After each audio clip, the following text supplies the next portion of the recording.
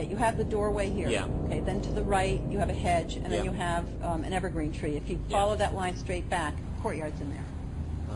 Okay. So that's where they have the ceremonies in the outdoor part of it. Part of it was indoors, so we only got to see the outdoor part. Right. We only got and to listen to the outdoor part. God only knows what went on indoors. And what did you hear? What was it you know? You managed to get this unique it was access to disgusting. It was gross. I mean, they were pretending to murder people. What was the tone of it, though? Was it jokey? Or was it quite No, it wasn't jokey at all. It was sick. It's about the only way I can describe it. It was sick.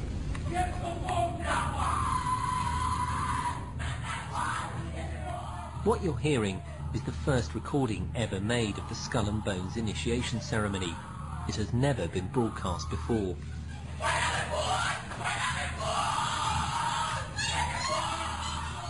There's the chants too, difficult to hear first of all, but including the devil equals death and death equals death.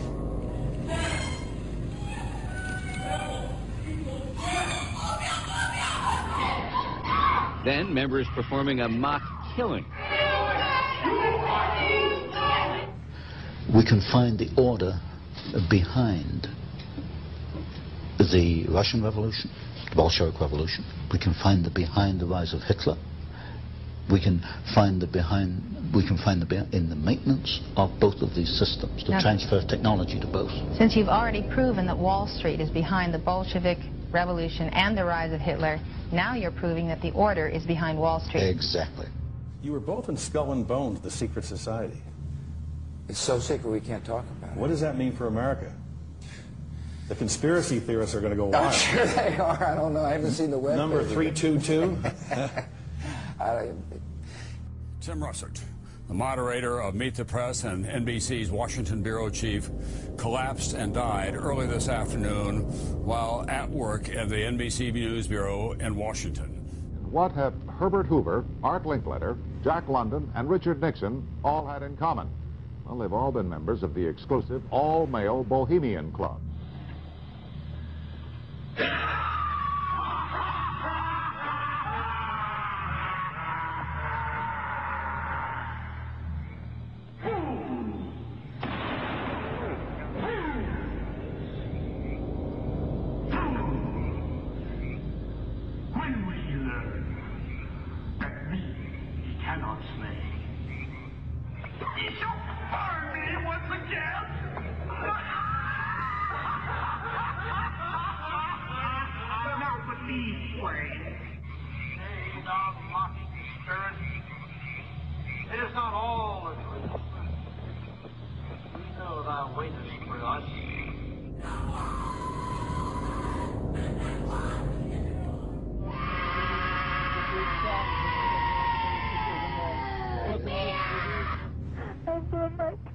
In God. In God. In God. Stay out of the way, people. God. I think partly because of the magnitude of the disaster, and frankly partly because of the terrific way that the American press has covered it, and the press throughout the world.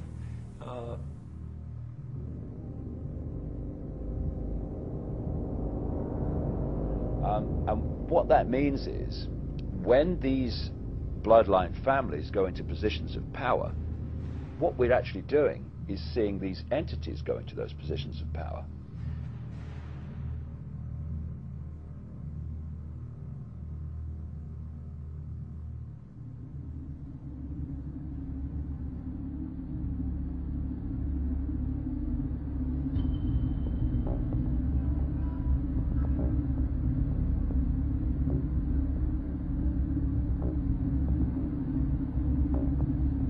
Now these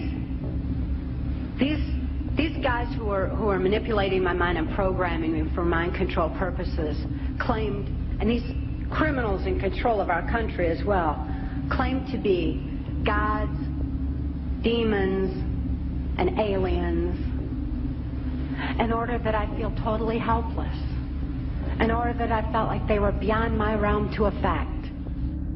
So these bloodlines can be, quote, possessed, their emotional, mental faculties taken over much more easily than the general run of the population does not have that hybrid DNA, thus that vibrational sympathy, compatibility between the two energy fields.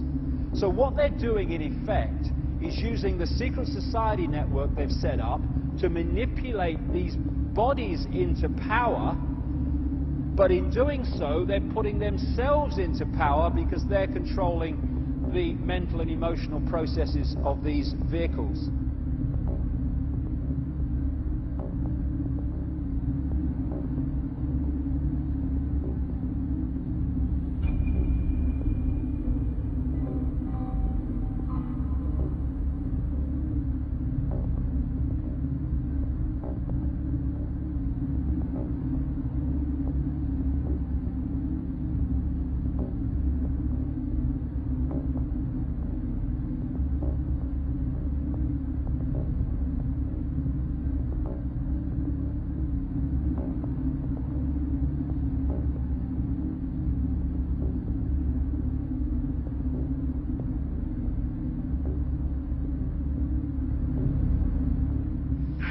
Okay, what we're thinking of as aliens are they're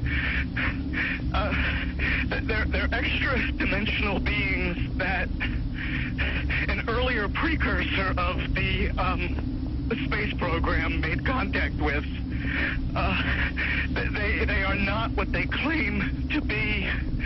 But they're not doing anything. They are not. They want the major population centers wiped out so that the few that are left will be more easily controllable.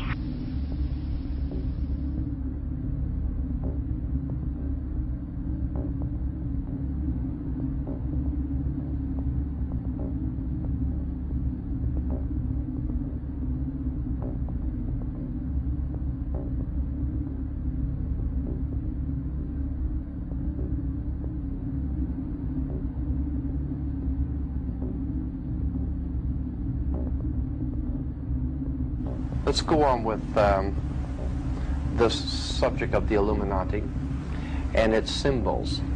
You will find the symbol of this secret society on the back of a $1 bill.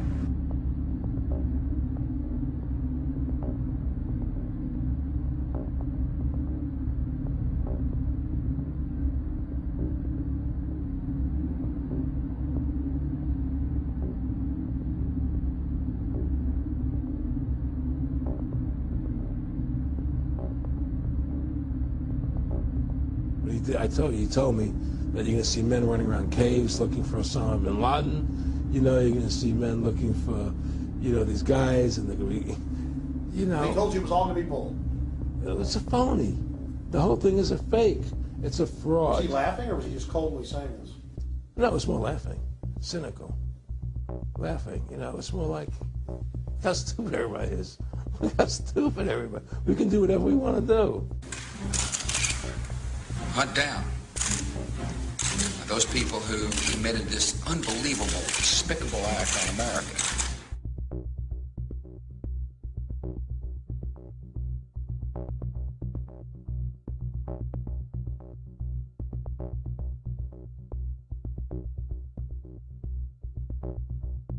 I will get our troops home. We will bring an end to this war. I have determined that it is in our vital national interest to send an additional 30,000 U.S. troops to Afghanistan. I do not make this decision lightly.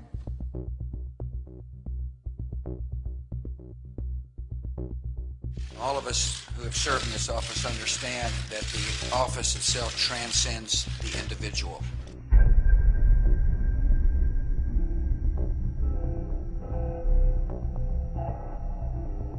And these families are therefore simply vehicles of these demonic entities.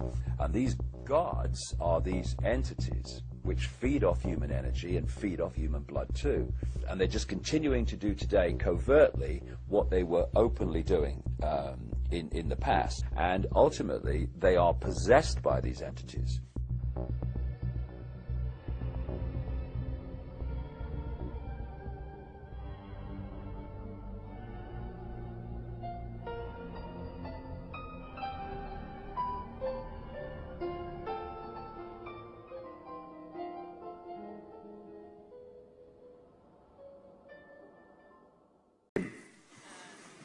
economic crisis. And he's just a puppet. And his economic team, people like Larry Summers, Paul Volcker, Tim Geithner, they're straight from the very institutions that created the crisis, and they've been placed in positions to solve the crisis, which means giving more and more money to the banks that they represent, trillions of dollars. And they're talking about it being the bigger crisis than the 1930s. In many ways, on many levels, I think that's absolutely right. What they want, and I've been saying this since November now, what they want, and we're two-thirds there, don't want to be the bringer of bad news, but, you know, let's face it, was to crash the economy, first of all, and create a massive problem. Stage 2 is for those that have created the problem to come into government and hurl enormous amounts of cuckoo land money at the problem, because what they wanted to do in stage 2 is empty the weapons of government to respond to the crisis. And once those weapons, those guns have been emptied in terms of response possibilities, then they want to crash it here and crash it in a way that there can be no government response. They want to create absolute chaos on so many levels so that the people say, save us, do something. And the do something will bring in this centralized, global, fascist, Orwellian state. This, as a result of it. Not just a financial crisis, they want wars as well. They want to, first of all, destroy America, because if you want a world government, then you can't have superpowers in the world that can say no to the world government financially and militarily. So as I've been saying for years now, what we're seeing in America is using America to destroy America. It's being destroyed militarily because it's fighting on so many fronts, and financially, I was there for 2 months recently, that country is on the brink of financial catastrophe. Not just a crisis, catastrophe. With what's going on there, which has not hit the public arena yet. And the other thing they want in problem, reaction, solution is people to riot and be violent in response to what's going on, because then they've got a problem that they can offer the solution to, which is increases in the police state to meet the problem of violent reaction of the public to the problems they've created, and also to justify putting people into these concentration camps, you can only call them, holding centers they're called, which exist all over the world, particularly in America, under an organization called FEMA, Federal Emergency Management Agency. Again, people around the conspiracy research world have been talking about this now for 10 years, and it's coming to pass. And you know, I don't believe in violence. I will not be violent. I will not be violent. I don't care what the situation is. I do want to be violent. I'm not going to add my energy to that crap. But a lot of people would be in response to this, and to do that, you need to get rid of their guns. That's why when Hitler came in, he wanted to disarm the population, because then a big problem of resistance had gone. It's Rahm Emanuel that is now leading the campaign in America to take away more and more guns from the population, because he knows that an armed population prepared to use them in certain situations makes them much more difficult to control. But I would say this, Martin Luther King, the limitation of riots, moral questions aside, is that they cannot win, and their participants know it. Hence, rioting is not revolutionary but reactionary, because it invites defeat. It involves an emotional catharsis, but it must be followed by a sense of futility. And what we need is not to riot, not to be violent, not even to go in mass protests, so be my guest if people want to do that. But they're not frightened of protests, this gang. They're terrified of us not complying with our own enslavement. And when we stop doing that, they've lost their power. No violence necessary. They want us to be violent. Inside job, problem, reaction, solution, 9/11. Won't go into all that now, but it's been well documented. But another classic one. And interestingly, 1997, the Grand Chessboard, Brzezinski book. Moreover, as America becomes an increasingly multicultural society, it may find it more difficult to fashion a consensus on foreign policy issues, except in the circumstances of a truly massive and widely perceived direct external threat. What was it? 3 years later? 4 years later? Thank you, massive external threat which has justified so much. I love that. So David Dees is a great artist. Anything like this in this presentation comes from David Dees, a brilliant artist who portrays real powerful statements in pictures like this. Jet fuel, that's a good one. These are buildings, by the way, in other parts of the world that burned incredibly more intensely than the Twin Towers, and none of them fell. That one seems to be falling, but it's not. It's the way the building is actually built. There you go. There you go. Put that where I can see it. Okay, we're not doing bad. There you go. Reichstag fire, which Hitler did. Blamed someone else for it, justified the takeover of the state as a result of it. Same thing, problem, reaction, solution. Again, Saddam Hussein was the guy. We've got to go into Iraq because of Saddam Hussein. This is Donald Rumsfeld, the defense secretary at the time of the invasion of Iraq, meeting Saddam Hussein in 1983 to arrange for Reagan-Bush administration to ship chemical and biological weapons for use against the Iranians. This is an American mainstream newspaper report from 2002. Donald Rumsfeld, the US Defense Secretary and one of the most strident critics of Saddam Hussein, met the Iraqi president in 1983 to ease the way for US companies to sell biological and chemical weapons, including anthrax and bubonic plague cultures, according to newly declassified government documents. Again and again, you see people creating the problem who then become the people to solve the problem. He was on the board of a European engineering giant called ABB in 2000 when they sold nuclear equipment to North Korea. He then becomes defense secretary and says North Korea is a danger because it's got nuclear equipment. Alongside problem, reaction, solution comes what I call the totalitarian tiptoe. Very simple. You're going there to Z, but you're at A. And if you go in one leap, you know the change is going to be so vast, people are going to say, what's going on? So you go in as big a jump as you can, but you try not too big a jump that so many people will start to ask questions. And each jump is promoted and projected as unconnected to all the others. That's how the European Union, a centralized dictatorship now, was totalitarian tiptoed out of a free trade area. 75% of laws in Britain now originate in the European Union. And the European Union pass a law, a British Parliament or any other European Parliament pass a law, doesn't matter, that one takes precedent. They want the same in America with the North American Union, which Obama is going to be pushing. Fascism, you really think it would be this obvious? The stepping stone approach is what's got us this far, where so many stepping stones have now been made that it is becoming obvious to anyone with a mind. I'll quickly go through this because there's so much to get through, but it's like I say, I wish I had hours. The other coordinate is to understand that they want people to be a believer. They want people to believe in something, because once you have a belief system that is rigid, then you become less of a problem. They want religious belief systems, political belief systems, racial belief systems, self-identity belief systems, anything that puts you in a prison of the mind, because you'll then filter through this process of the way the neurons fire in the brain, you will filter reality through the belief system. Religions.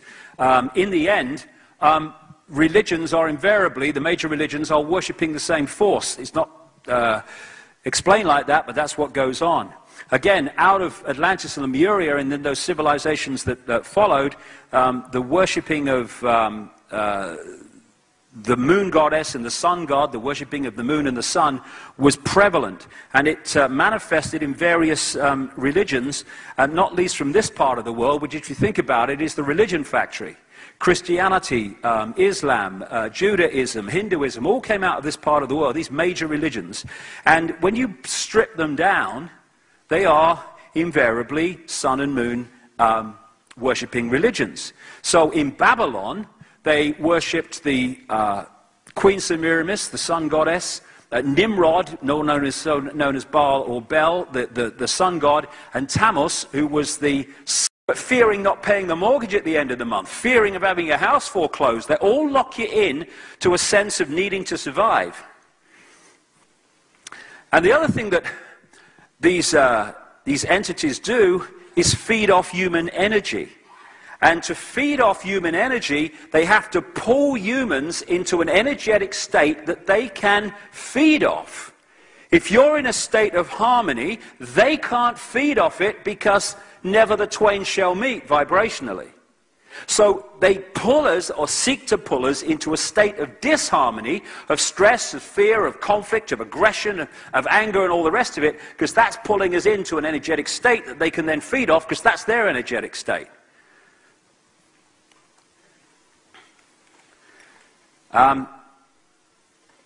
And they seem to operate in what an astrophysicist friend of mine called Giuliano Conforto calls interspace planes, which is like a neutral zone between dimensions, where you need to, as she puts it, find a source of energy, because there's not a natural source of energy there on the scale that there is within a fully fledged reality dimension, whatever you want to call it. And I said to Credo Mutwa, do you have anything in your culture that relates to interspace planes, these neutral zones? He said, oh yes, he said, we call them the heaven between heavens. He said, that's where the Chitahuri are. And so that takes them so close to visible light and the reality that we're experiencing. And what they're doing is feeding off human energy by manipulating us into an energetic state in which they can feed off, and also to keep us in mind and not open to consciousness. Years ago, last time I came to Australia, I had a strange experience. I spoke in Sydney, and afterwards I was introduced to this Freemason who said he was 33rd degree or something. He wanted to meet me, and because he wanted to know how I knew what I knew. He said, how do you know that? You're not supposed to know these things. So anyway, I met him, and he said, I said, I'm a good Freemason, he said. I'm trying to fight some of the bad things. I said, okay. He said, if you come to Canberra, he said, I'll show you around Canberra, and I'll show you the Freemasonry imagery. So, okay, I'll go. So I went to Canberra, and I met this guy, and he showed me all around the Parliament building and all the street plan around there and all the rest of it. And then he took me into the War Memorial, the War Museum Memorial in Canberra. And my God, it is ablaze with Illuminati and reptilian symbolism. And when you go into the part where the unknown soldier grave is, on the four corners and the pillars are depictions of soldiers, men and women, and then you've got the light coming up from the top of their head going up, and you've got a reptilian figure sitting above that, almost policing the connection to out there, and this satanic symbolism and all this stuff. And when you look at the sponsors of the War Museum, a number of them are like a who's who of the Illuminati in Australia, according to this guy. Anyway, I'll tell you what he said to me. He said, we need to get you some money. I said, what do you mean? He said, yeah. He said, we need to get you some money to fund what you're doing. I said, well, hold on. I said, how are you going to do that? He said, we'll give you a credit card. I don't know who we was. He said, we'll give you a credit card. I said, well, how will that help me? He said, well, we fix the computer system so no matter how much you spend, it never registers. He says, that's how we get our money, right? So anyway, I thought, I'm not sure about that in the least. And we said goodbye. He said, look, I've got lots of things to tell you. And never heard from him again. Disappeared from the face of the bloody earth. He's still around in Australia, I'm sure, but there you go. So this interspace plane is one of the kind of stumbling blocks energetically, which is trying to manipulate us from getting connected to the full nature of who we are. So this is seems to be the structure. Certainly at this level, it goes further out up to that schism, I believe, but at this level, you've got the reptilian entities. And Nephilim, that was the name of the hybrid bloodline in the Bible, the Nephilim. Just one of many, many names that they're called around the world in different cultures. The reptilian entities possess their hybrid stooges. And the secret society network within this reality manipulates the stooges and their gophers and agents into the positions of power. At the top of the pyramids in all these different countries. These are the subsidiary networks I'm talking about. They then control all these other things like politics, finance, media, military, religion, and the royal networks, because that locks into them. And then down come the people. And these people at the top, who appear in everyday reality and on the news bulletins, often to be at odds with each other and fighting each other. There's lots of infighting goes on among these people because they're so imbalanced that of course they're going to fight for them among themselves, but there is a level that knocks heads together when it gets in the way. And so they're manipulating, playing different countries and groups and Islamic and stuff off against each other.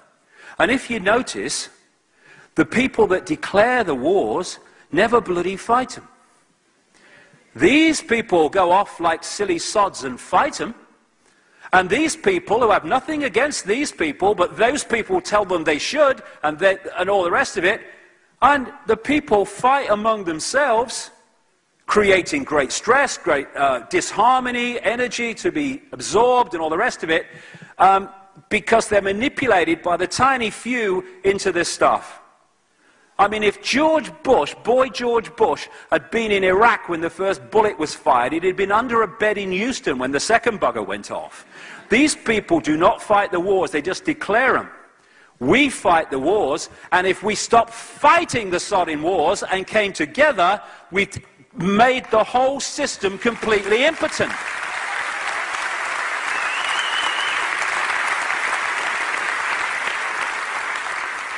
So these are schism people coming down the levels of reality, and they feed off the energy that we generate through our states of emotional and mental states, and they manipulate that. Now, the one energy they can't take, the many energies they can't take, that they're in harmony, but what we call love, the energy of the heart, no way they want anything to do with that. They can't cope with it, and they can't sync with it, and they want to shut that energy off, and that's what they do by manipulating society and playing us off against each other. There's a guy called Mr. Emoto, a Japanese researcher I spent a long time with, spent a whole weekend with once in London. We actually wrote a book together, funnily enough, just not writing, but just talking and it all being translated. And he's famous for filming water crystals where he has put the water in contact with various vibrational states, and indeed just writing love on the side of the container, or hate, or putting a mobile phone on it, or whatever. And what he then does is, and I've seen his laboratory and stuff in Tokyo, he freezes it very, very quickly. And what is then captured in the water crystal is the vibration of the love written on the side, because you write love, generates love, if that's the motive of writing love, hate, all the rest of it. So that is what a water crystal exposed to words of love and appreciation looks like. This is what a water crystal looks like when it's exposed to hate. Now, that's the world before the schism. This is the world afterwards. And it's this energy that represented by that crystal that these guys want us to produce, and the operations, the level that they operate on themselves. So we need to be very careful about the way we talk to each other, the way we express things, because if you can put the word love on the side of a container of water and create that difference, or hate, imagine what we're doing to the energy field and our own individual energy fields as we interact when we are hurling abuse at each other. But that's what these guys want. They want to conflict, schism, break up. The society is just a manifestation of that schism. So that again is love and appreciation. This is a crystal from water that had a mobile phone tied to it. And everyone's got a mobile phone. Oh, got a mobile phone. They're ever so convenient. Yeah, they burn my brain. It's good. Ever so convenient. You don't have to get anyone to burn your brain for you. It does it automatically. So the idea, and my God, have they succeeded up to this point, is to turn humanity at war with itself. That's the way they do it. And in this film, Monsters, Inc., which I took my son to years ago when he was a little boy, I nearly fell off the bloody floor, because that was all about monsters going from the monster world, where there was no source of energy, into the human world, frightening children. The scream was caught in a kind of tube, and they brought it back to the monster world to be the power system of their world. And fear is the biggest, not just controller of humanity and suppressor of... Good.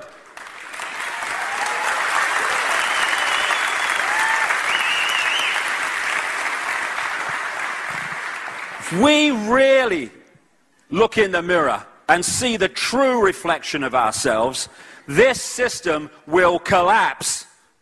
As Martin Luther King said, the ultimate measure of a man is not where he stands in moments of comfort and convenience, but where he stands at times of challenge and controversy. We are at that time of challenge and controversy. Where do we stand? Comply or non-compliance? Free your mind from the programming that holds us in little me. Free ourselves from the hypnotic trance we've been put in. It's a mad, mad, mad, mad, mad, mad world, yes. But why? Because what has been kept from us crucially, above all else, is who we are, the nature of life, and the nature of the reality that we live in. I started out after ridiculously outrageous things happened to me about 20 years ago. The top of my head blew off, and it was I was never the same again. Thank you, God. I started to ask big questions, because unless we ask the big questions, and most people don't, because we're so focused on survival and today, surviving another day, you never get the big answers, how can you? And when you ask the big questions, the world looks very different. You start to realize, for instance, that there is a multi-leveled conspiracy to enslave humanity on multi-levels, mentally, emotionally, and therefore physically. And some other questions I started to ask, and this is where I want to concentrate on in this this first section, because it's so important. Because in the second section, when I get into the conspiracy as it's unfolding today in our everyday lives, that will start to make so much more sense in terms of why society is as it is, why it's structured as it is, why things are done as they are, once we realize what reality is. Who are we? Where are we? What is reality? What is life? How many people in the world actually ask that in their entire lifetimes, until they get towards the end maybe? And when you ask those questions, you realize it's all an illusion.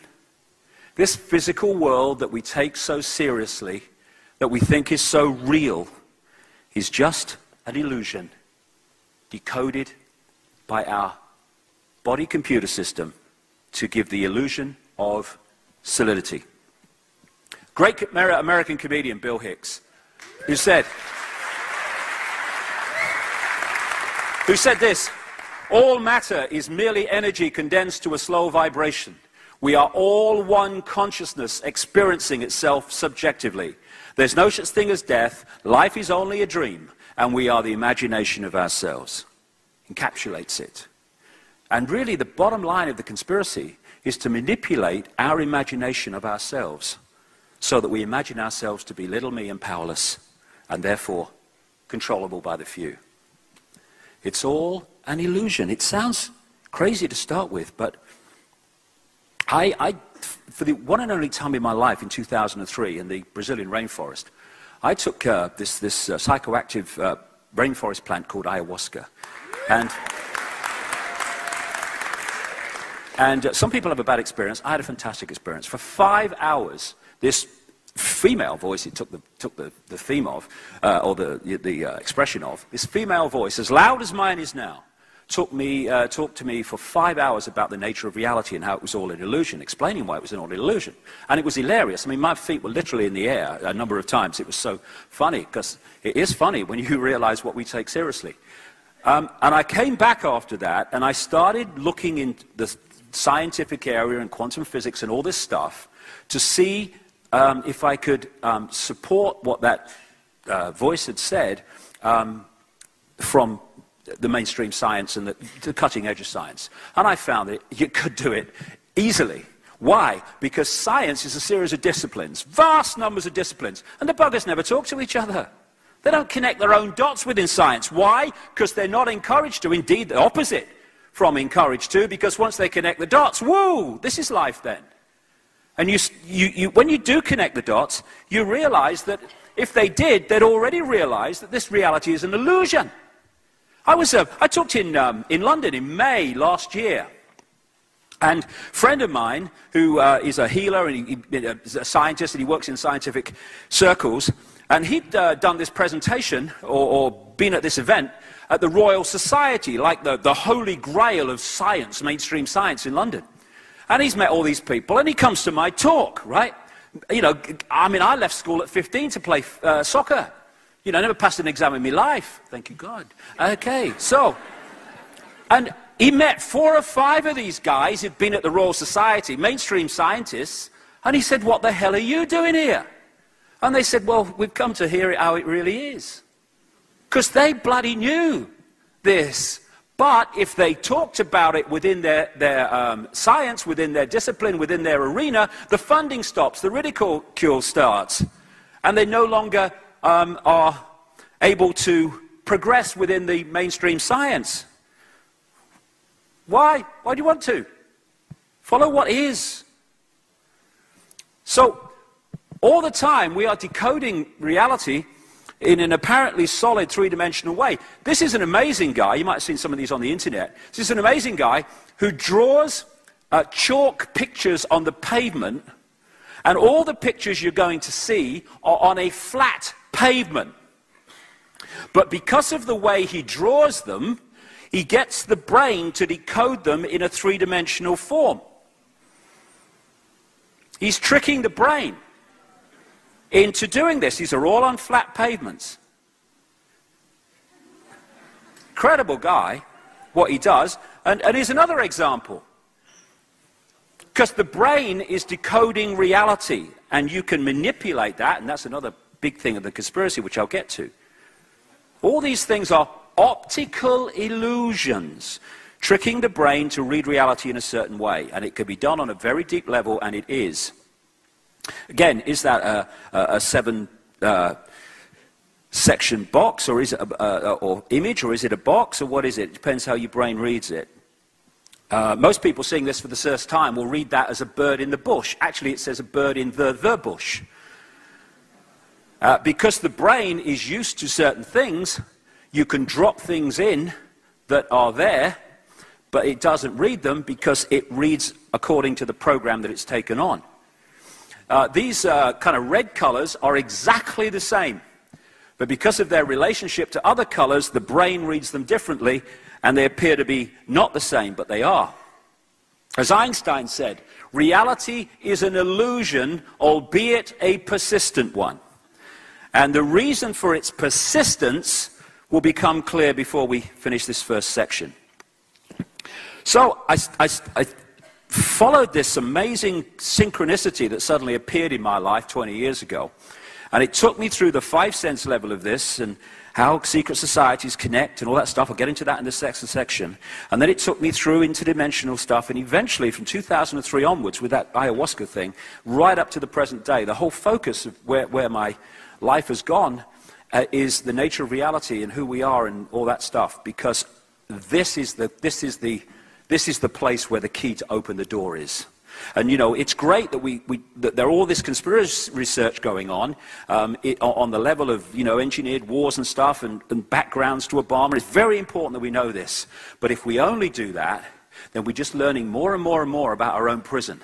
This stuff can show us how to open the door, open the cell door. So when you ask the question, where are we? We're in a virtual reality universe. In so many ways now, technology, although on a far more basic level, is starting to mirror the reality we're actually experiencing. I saw this cartoon. I thought it was very apt. The universe is amazing, isn't it, Captain? It's very mysterious. A lot of things we don't know about, like dark matter, dark energy, multiverses. System error, reboot, reloading universe. We know less than you think. And although that's a kind of simple kind of analogy, that is basically what we're looking at, a virtual reality universe of incredible sophistication compared with the virtual reality that we have in this world now, but the theme is just the same. Even in this comparatively Stone Age level of virtual reality that we're in at the moment, things are getting more because this is where this is projected from. And see, what the system wants, and one of the key benefits from the system's point of view for us believing that everything's out there, is it wants us to believe that if we don't like what's out there, or what we perceive to be out there, we must change it out there. But there is no out there, so if we're going to change it out there, we're trying to change symbolically, not even symbolically, very accurately, we're trying to change a movie by screaming at the screen. It's not going to change. The movie's just going to run. We've got to go within and find the projector and what's projecting the movie and change that, and then the movie must change. This can only change when this changes. Because by the time it hits the screen and becomes this holographic reality, this illusory physical reality, it's a done deal. It's a done deal. There's no changing it now. There's no changing the movie when it hits the screen. It's done. We've got to change it before it hits the screen, and that means going within to the deeper levels of ourselves where we decode this stuff and therefore change it. Everything that we see is just in our head. Everything, friends, family, in the physical way, everything is in our heads and produced digitally in the end. And it's a virtual reality. On many ways, it works with the same binary system, though it's far more sophisticated, that you find in computer systems, on-off electrical charges. The binary system, although it's more sophisticated in other parts of the brain as well. And again, just like DNA, where the O's and the 1's are in relation to each other decides what appears on the screen. Same with DNA. Everything is information. Everything is information being decoded. And it's being decoded in a desperately narrow band of frequencies. We look out and we think we're seeing this vastness. And again, on one level, it does seem like that. But actually, it's a frequency range that's so tiny, it's funny. Even mainstream science says that of the mass matter that exists in this universe in various forms, the electromagnetic spectrum is 0.005% of what they perceive to exist in this universe. Visible light, which is the only frequency range that our eyes can access and allows our brain to decode into this reality, is a fraction of the 0.005%.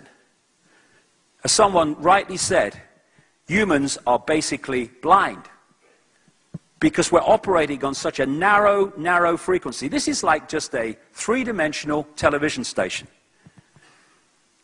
And beyond this are other television stations which can interact with this one. That's what we call paranormal activity in many ways. Get into that in the second section. And so we're decoding this tiny range of frequencies into this reality. We say seeing is believing, but believing is seeing. Because how we decode reality decides on how we see reality, because it all takes place in the brain. The way the neurons fire and all the rest of it.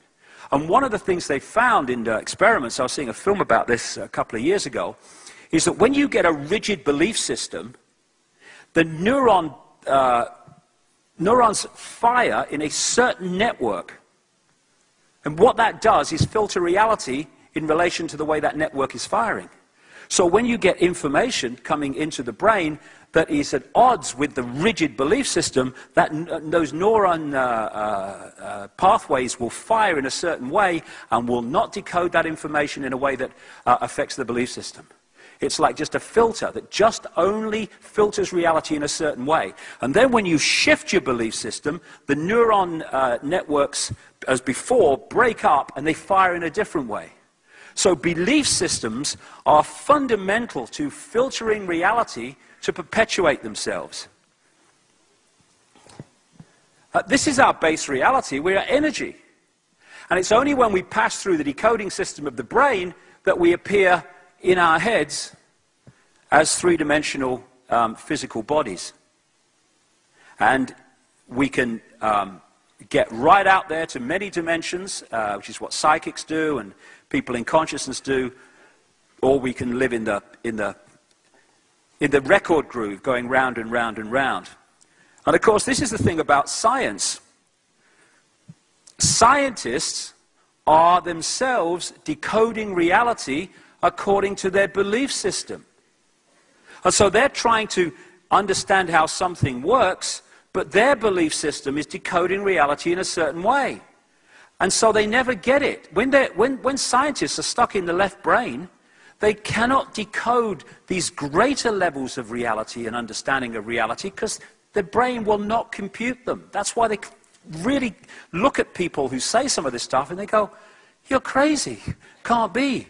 Because they can't get their heads around it. And it's like in pantomimes we have in Britain at Christmas, where, you know, one of the classic things they do is someone standing on the stage and someone will come behind them and the audience will say, "He's behind you." And then they'll turn around and the person will go with them and they'll say, "There's nobody there." And that's what scientists are doing. Because they're looking at things and they're decoding them in a certain way and they can't see them. Because their brain won't compute it. And this is why the cutting-edge scientists are the ones that have a right brain that is active. And that's what a lot of people at the cutting edge of things like quantum physics are developing. Right brain view. As Einstein said, science without religion is lame. Religion